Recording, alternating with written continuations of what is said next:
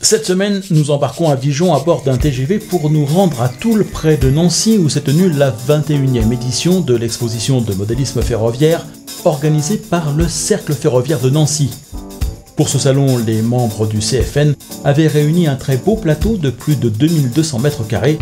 Je vous propose de vous en faire la visite dans ce reportage. Bonjour et bienvenue dans Aiguillage. Toul, c'est dans le département de la Meurthe-et-Moselle, non loin de Nancy, en Lorraine.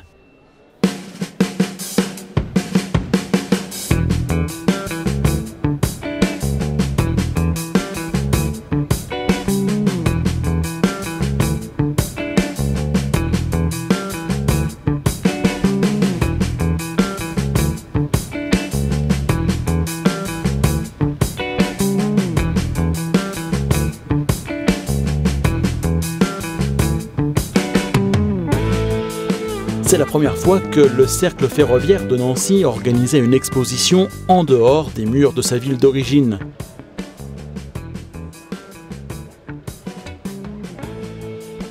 La salle habituellement occupée pour l'occasion n'étant pas disponible pour cause de travaux.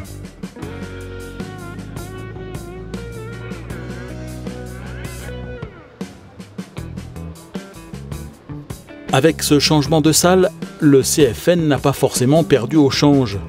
La salle qui accueillait l'édition 2018 de cette exposition étant plus grande. Une vaste halle, avec armature en acier riveté, qui ferait presque penser à une ancienne gare, sauf que ce sont des chars de l'armée qui y étaient autrefois garés, et non des trains.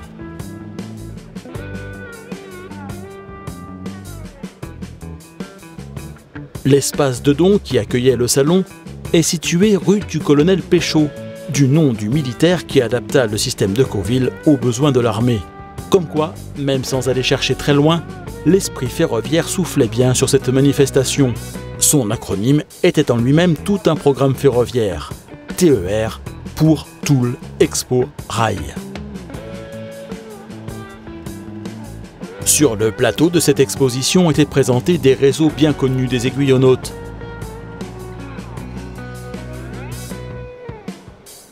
La Maurienne par le club ferroviaire de Franche-Comté, Ichou de Marc Emery et encore pas mal d'autres. Il y avait aussi des réseaux inédits dans Aiguillage ou en exposition, puisque certains ont profité de tout l'Expo Rail pour faire leur première sortie publique. C'était le cas de Tom Ferry du club de modélisme ferroviaire de Talange qui présentait une ébauche de son futur réseau. J'ai commencé donc à faire les modules, je me suis inspiré un peu des modules de Fabien Frémaux sur Aiguillage. Donc j'ai regardé un peu comment il faisait, j'ai un peu amélioré à ma façon, j'ai fait un peu comme je voulais quoi. Et du coup j'ai commencé la structure, après j'ai commencé le fond de décor et après j'ai commencé la pose des voies et le ballast par la suite. C'est la première fois que je sors en expo à Toul aujourd'hui. Ce week-end, donc j'avais déjà fait un réseau donc il y a un an de ça, mais j'avais rencontré quelques problèmes, du coup j'ai tout redémonté pour faire un dépôt, donc un dépôt qui fait 3 mètres par 70 cm. Donc voilà, donc ça va être un dépôt essentiellement diesel, fin de la vapeur, début diesel, et puis voilà, donc j'essaye d'utiliser des maquettes fabriquées par des artisans, donc notamment chez PN Sud Modélisme ou Bois Modélisme. L'objectif de Tom est d'être présent pour le salon du modélisme de Mulhouse, qui se tient chaque année à la Cité du Train fin septembre. Il y a quand même encore beaucoup de travail, j'ai déjà posé les moteurs d'aiguillage, il me reste encore tout à raccorder sur le pupitre, et il me reste encore beaucoup de décors, des maquettes à monter et pas mal de choses encore.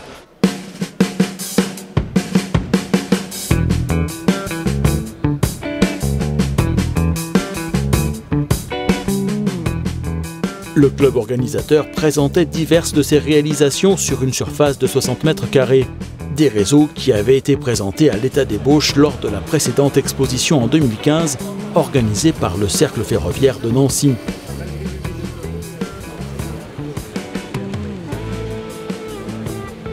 Vous aviez pu les apercevoir dans le numéro d'Aiguillage qui avait été consacré à cette manifestation.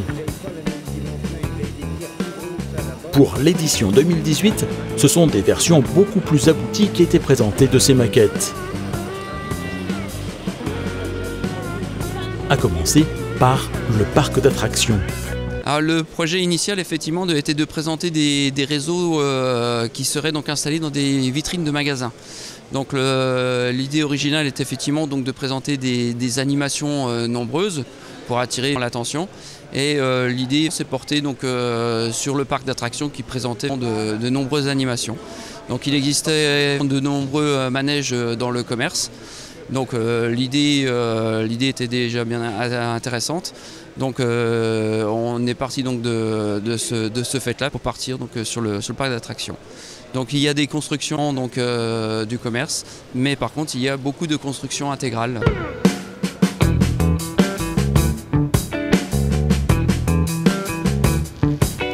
L'une des attractions qui a demandé le plus de travail en termes de mise au point, c'est celle sur laquelle des bûches remontent par un tapis roulant avant de glisser sur un toboggan. Alors le principe en fait est très simple, comme dans les véritables manèges, il y a déjà donc deux tapis qui remontent les bûches en hauteur. Et comme en réalité il y a un système de pompes qui mettent en eau les goulottes dans lesquelles glissent les bûches et font leur plongeon infernal.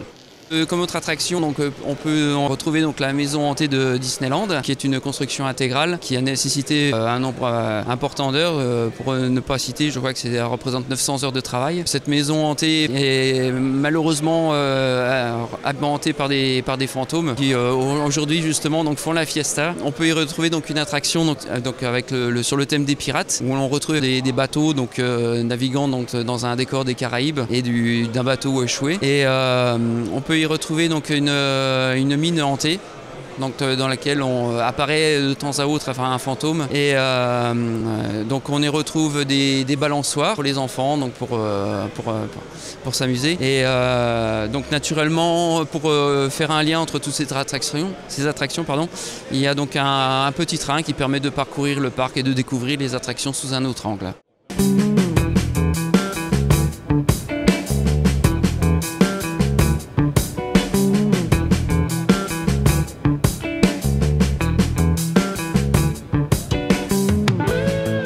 L'ensemble des attractions est géré par un Arduino qui est dissimulé dans ce coffre de pirate. Il commande le fonctionnement des différentes animations et devrait prochainement prendre en charge également la diffusion de bruitage. Le décor du parc d'attractions n'est pas encore totalement terminé et de nouveaux manèges devraient rejoindre la maquette dans les prochains mois. On va s'efforcer de suivre ça. Autre module que l'on avait pu découvrir lors de la précédente exposition organisée par le CFN, c'est le réseau neige. Il avait été présenté en 2015. On avait pu montrer au public la disposition, le principe de fonctionnement des skieurs qui sont animés tout simplement par une chaîne de vélo entraînée par un moteur d'imprimante. Sur cette chaîne de vélo, il y a des aimants. On remet des petits aimants aussi sur les skieurs. Et c'est ce qui fait l'entraînement des skieurs dans la descente de la piste. Après, il y a l'assemblage du petit bourg où je me suis amusé à faire par exemple une vitrine du salon de coiffure. En fait, on a un effet de profondeur, mais c'est tout simplement une image qui est remise à l'échelle juste derrière un transparent qui fait la vitrine. L'auberge qui est un produit falaire qui est assemblé, mais après tout l'intérêt c'est de la mettre en valeur dans son décor. Il y a aussi des petites touches. On a utilisé de la découpe laser pour faire les barrières le long de la voie ferrée. Pour ceux qui se montrent curieux, le tunnel dans lequel on a pris soin de faire un décor intérieur qui donne un effet de perspective. Et pour mettre en valeur, on a mis des LED sur des véhicules de façon à donner l'impression d'une circulation réelle dans ce tunnel. Il y a un alternat de lumière dans différents bâtiments. On peut les voir s'éclairer alternativement avec une temporisation, ainsi que le magasin de sport où j'ai aménagé la vitrine avec des sujets Preiser, et la vitrine s'allume avec toujours l'effet de temporisation, et ce qui met en valeur ce qui a été mis dans la vitrine.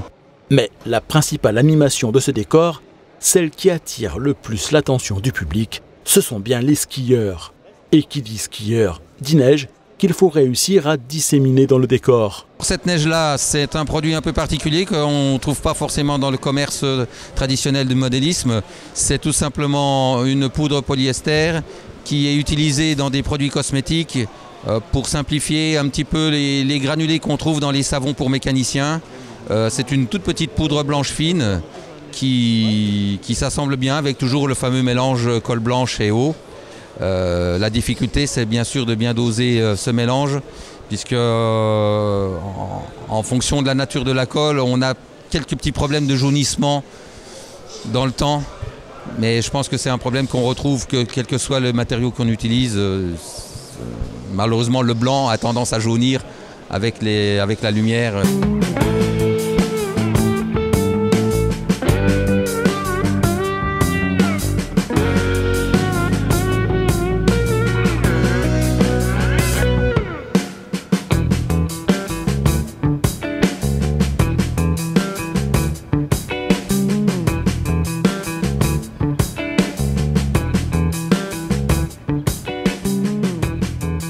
Un autre membre du club présentait une partie de son réseau en cours de réalisation.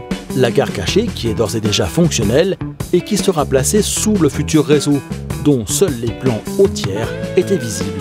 Pour l'instant, la gare cachée, bon, au lieu d'être en partie arrière, elle sera donc en partie souterraine, parce que c'est une histoire de place dans mon local. Donc là, tout est en analogique. Parce que disons que le numérique, c'est pas trop ma tasse de thé. Et le futur réseau, lui, sera en partie haute. Donc là, nous avons une gare cachée avec 5 voies montantes, 5 voies descendantes, qui fait à peu près une longueur de 4,60 m. Et lui, le réseau qui sera au-dessus, lui, fera 7,80 m. Voilà. Ce qui permettra qu'en fin de compte, au niveau de l'utilisation, comme je vous disais qu'au numérique, c'était pas ma tasse de thé, tout le réseau sera entièrement numérisé en automatique et j'aurai simplement, pour faire plaisir à 2 collègues de notre club, une partie en DCC pour pouvoir m'amuser un petit peu sur la zone vapeur et sur la zone triage.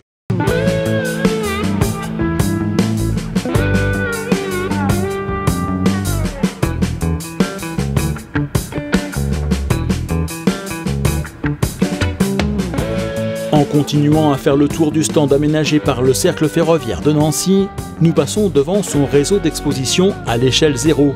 Et nous retrouvons son président, Christophe Costi, qui quant à lui, grand passionné de trains de travaux sur voie normale, présentait quelques-unes de ses réalisations. Dans cette vitrine, je pense que certains reconnaîtront les modèles qui sont passés dans l'Eco-Revue régulièrement depuis les années 96.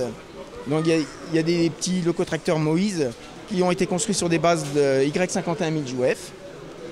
Et puis après, au fur et à mesure de l'évolution, donc il y a eu des moteurs qui ont été installés dedans. Et donc on peut découvrir aussi un petit Decoville un 1951, un petit Renault Gigi datant des années 50, que j'ai été mesuré directement sur place en gare de Courtenay. Je ne sais même pas si le locotracteur existe encore. Et c'était une pièce de musée, dommage. On a un locotracteur Renault des houillères du Nord-Pas-de-Calais qu'on peut retrouver encore un peu partout en France, puisque ces locotracteurs, une fois que les houillères ont été fermées, ils ont été répartis sur différents ITE pour être utilisés dans les raffineries, dans des silos, un peu partout, dans des carrières aussi.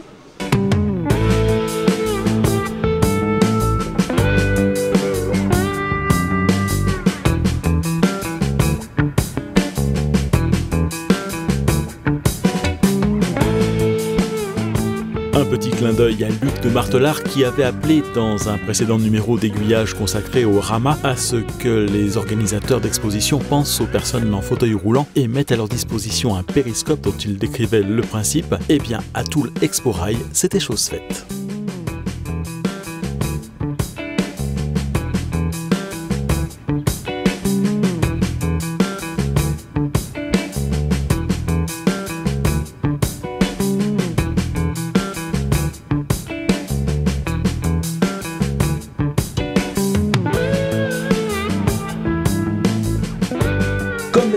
je prendrai le temps de vous présenter plus en détail quelques-uns des réseaux qui étaient exposés à Toul, en souhaitant que le Cercle ferroviaire de Nancy sera en mesure de proposer une nouvelle exposition dans 2 ans, car pour l'heure, il connaît malheureusement quelques soucis.